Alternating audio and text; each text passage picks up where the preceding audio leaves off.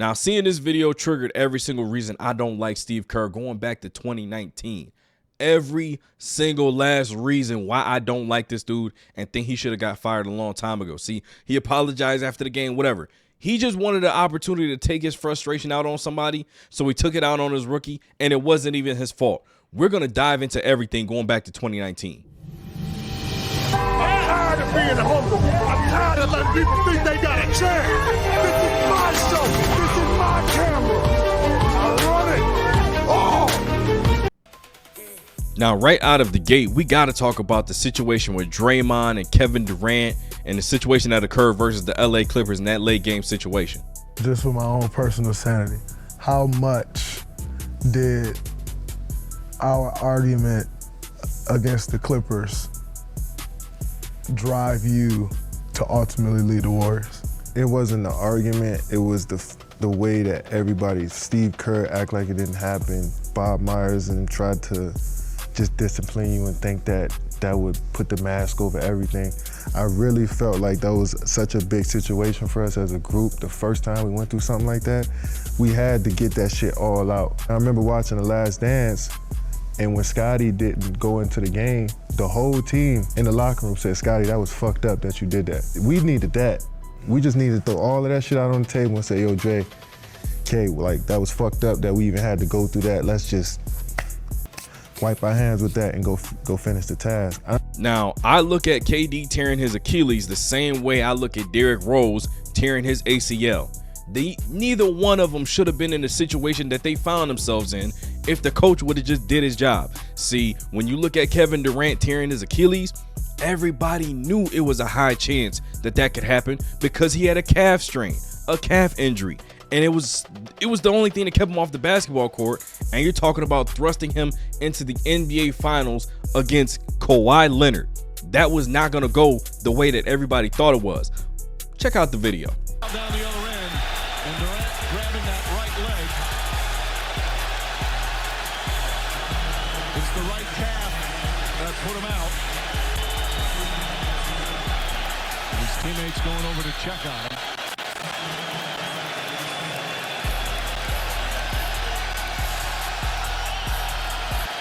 I don't like to hear the fans cheering. I'm surprised by that, and the players are telling him not to be doing that. No question. These Raptor fans have been wonderful, but to cheer for a player who gets injured.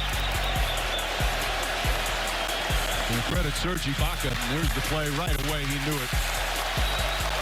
You will not see a better sight than we just witnessed. Unfortunately, what happened to Kevin Durant, but Kyle Lowry, Pascal Siakam, Serge Ibaka telling the crowd, no, we are not going to cheer when this guy goes down.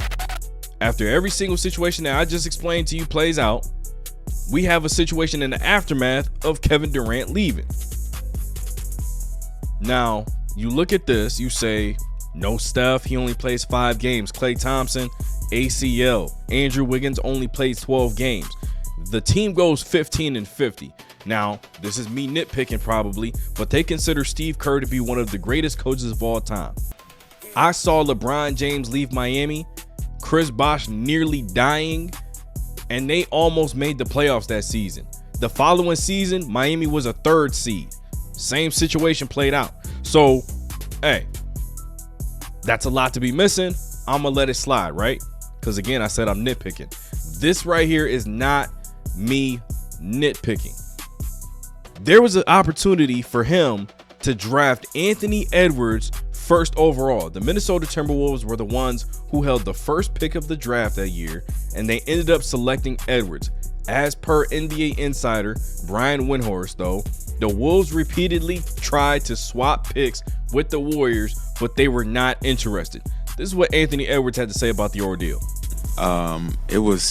It was crazy because, like, before he came, I thought I was like working hard, and like when he came, I was going through the drills and he kept stopping them, like, that's all you got, that's all you got. And I'm like, bruh, I'm going hard as you want me to go. Like, what you want me to do?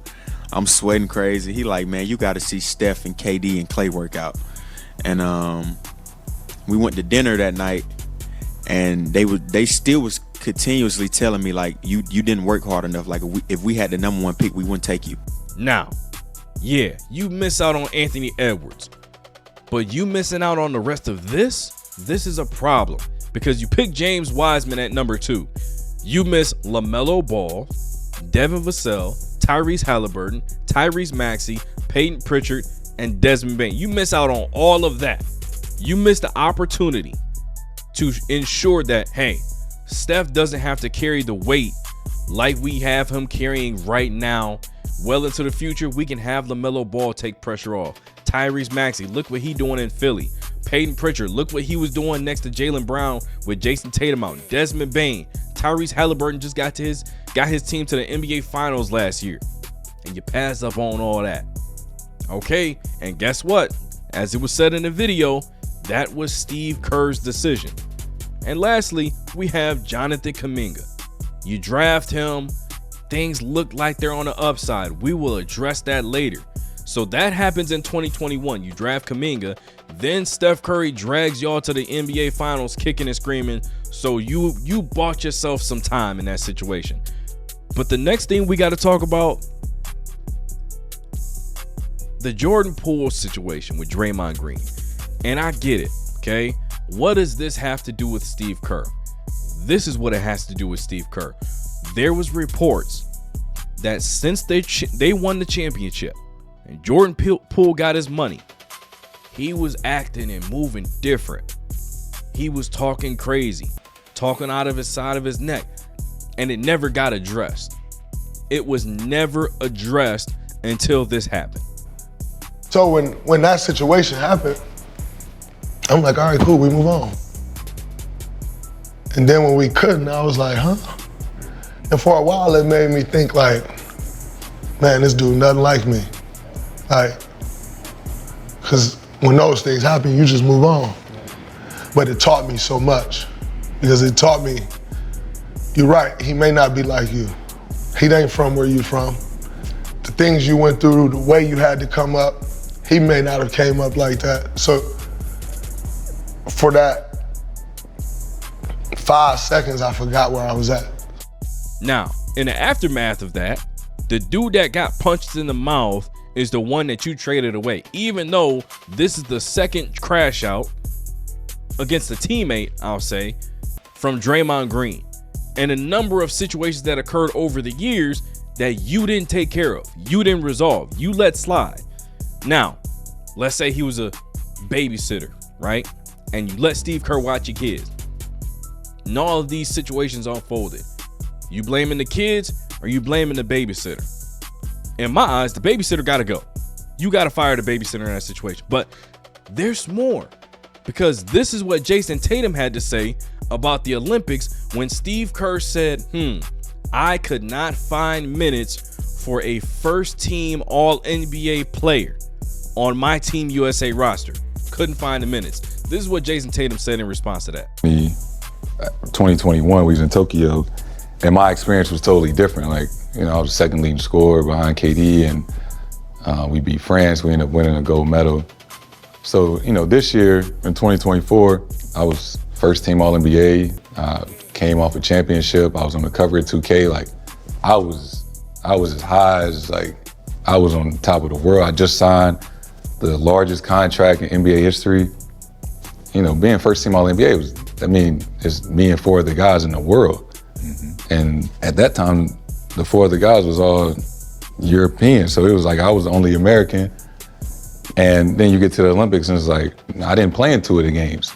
It was hard to process. And that was the toughest part. Like, everybody worried about, can't wait till you play Steve Kerr and the Warriors. Like, no, like, you got to worry about how I'm feeling right now.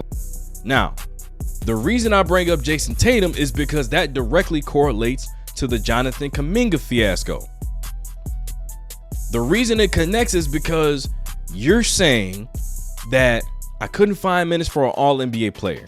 I can't find minutes for a guy who has improved every single season he's been on this roster, and I can't find minutes for a guy that put up 16 points, 4.8 rebounds, 2.2 assists last year. Can't find minutes for that. Jimmy Butler don't shoot threes. Jimmy Butler is a mid-range game. Jimmy Butler is a slasher. He gets to the cup, then he gets to the free throw line. He sets screens for Steph, rolls to the basket. Why? 2 goals with Steph. I cut to the hoop. easy lane, easy alley-oop. You can do those exact same things with Jonathan Kuminga because they have the exact same skill set. The only thing is, Jonathan, he has no idea what his role is. He has no idea what you want from him game to game because everything he does well, you tell him you don't like that. Then he asks for a trade, you want to keep him. You tell him, hey, we're going to keep you here, but I'm not going to play you. Now you're getting mad because he's frustrated. Just let him go. Just let him go. And guess what? That goes back to coaching because you don't have that much talent, that much physical ability, and you leave it at the end of the bench because you can't figure out how to get him to do what you need him to do to help your team win. So you trade for another guy who plays the exact same way, and all of a sudden he fits perfectly into your offensive schemes. That goes back to coaching. Now, this is what I say about the whole scenario is, let's use Tim Duncan and the Spurs, for example. All right. The big three, Duncan, Parker, Ginobili. You bring in Kawhi Leonard. Coach Pop sits them three down. They say, hey, you know what? Y'all going to slow down a little bit. I'm going to hand him some of the responsibilities. He's going to get a little bit more, first option reps. He's going to be the go-to guy going forward. That turns into 2 NBA Finals trips, 1 championship, Finals MVP for Kawhi Leonard, and he almost single-handedly destroys the Golden State Warriors run in 2017 before he even gets started if it wasn't for Zaza Pachulia. But he doesn't display that he's a good coach. He doesn't display that he knows how to, number one, manage his team, manage his players, the locker room. The locker room runs wild however it wants to run. He does not do anything to keep that under control, and he displays consistently that in the X's and O's department, he ain't that guy. He just had Steph, Clay, Draymond, and Kevin Durant, and nobody calls him out for it. For some reason, he still has a job, and it's beyond me. Give this video a like, subscribe to the channel. Let me know in the comments, should Steve Kerr be considered an all-time great coach? That's one more for the good guys.